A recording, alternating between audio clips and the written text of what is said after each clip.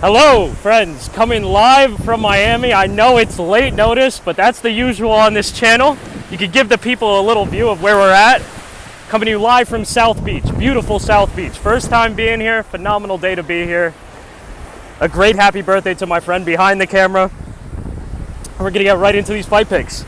First off, early prelims. Not gonna be too much elaboration in these ones. I'm doing it straight from memory, didn't bring the notes with me. Ricky Simón versus Vicious, as I call him, Vinicius Oliveira. I fuck with Vinicius Oliveira. I was thinking about picking him in this one. He's a valid underdog to pick. Got a brutal knockout over Bernardo Sopai, not Sopaj. Sopai, I picked Bernardo Sopai to win. He ended up trying to flee like a rat and got unbelievably, he got sent to hell. That's his fault. We're going with Ricky Simón. I expect Ricky Simón to win this one by at least decision, if not submission type shit. Vinicius Oliveira does have one-shot knockout power. Fuck it though, we'll take the risk. Moving on, Ray Tsuruya versus Carlos Hernandez. Carlos Hernandez is not the worst pick here, and as a juicy underdog too. Ray Tsuruya is ultimately very green. He is not tested at all, especially in the UFC. But I will give him a chance. We're going with Ray Tsuruya. He is an accredited grappler. I have faith in that. Moving on to kind of a very logical pick, we got Andrei Arlovski, the old man, versus Martin Buday. Martin Buday, we meet again, my old friend. Martin Buday was one of the earliest picks on this channel versus Shamil Gaziev. Shamil Gaziev fucking dog walked him. Made me embarrassed of that pick. I don't care, we're going with Martin Buday. He should beat Andrei Arlovski. If he doesn't, retire. Moving on, Michelle Waterson-Gomez versus Jillian Robertson. Jillian the Savage Robertson. I'm actually hyped for this fight. Little female fight, very hyped for it. Michelle Waterson-Gomez is an OG of the women's fight game. Jillian Robertson is actually skilled. She's not a bum. I'm going with Jillian Robertson actually for that fact. I do think that there's levels between Michelle's striking and Jillian's striking, but I think the reverse is true for the grappling, and I think the grappling is going to be more in play here. That's the early prelims. Moving on to the preliminary card. First fight, Peyton Talbot versus Yanis Gamori. Very hyped for this. Everyone's hyped to see Peyton Talbot. I'm low-key a Peyton Talbot hater. He is literally sassy. He's like the sassiest male fighter in the entire UFC. But unfortunately, not even unfortunately, he is nice. He's legitimately fucking talented. We gotta go with Peyton Talbot. Unbelievable odds on this one. I think you gotta stay away from betting just straight money line.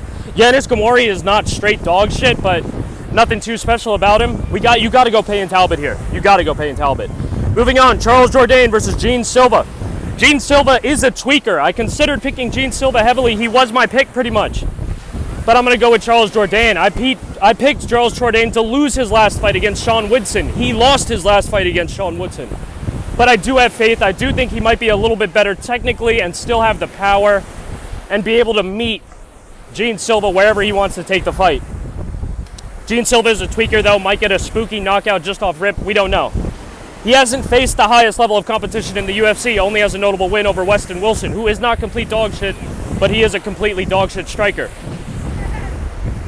Moving on, Cub Swanson versus Andre Touchy-Feely. Andre Touchy-Feely, man. A career of highs and lows, the roller coaster of fighting, the mountaintops and the valleys. Andre Feely's experienced it all, and he's honestly not even too old. I think he's 34. He is 34, facing Cub Swanson, legend of the game, low-key, veteran of the fight game, who is 40 years old, making this fight a little spooky. I think Andre Feely's just going to have the power required. I think he's just in better shape, better form. Cub Swanson might actually be able to take this one and finish Andre Feely, but I have faith in Andre Feely to get this one done. Moving on, Joe Pyfer versus Marc-Andre Barriault. Marc-Andre Barriault is good. It's just unfortunately he's fighting people a lot better than him, so he's losing these fights. Also, he's taking massive fucking damage. That has to be noted. Massive damage. We got to go with Joe Pyfer, even though Joe Pyfer did kind of get fraud checked in his last fight. He got fraud checked by the best dude to get fraud checked by. That finishes off the preliminary card, moving on to the main card. Starting off with Ian Machado Gary versus Michael Venom Page, an extremely hype matchup, you know? And I'm kind of going to be swayed by everything that I saw in the media. I'm going with Michael Venom Page as the minor underdog here to finally not fraud check, but put a new chapter on the Ian Machado Gary saga, the story. You know, a lot of people are looking for that guy's downfall. I'm one of them. I'm fucking one of them. I think we might see it. I really do. It might be a boring ass fight, We might see Ian get finished, though, or just get dog-walked in general. Michael Venom Page is the pick for that one. Moving on to Mara Buena Silva, absolute dog shit, versus Macy Chiasson, mid-ass fighter.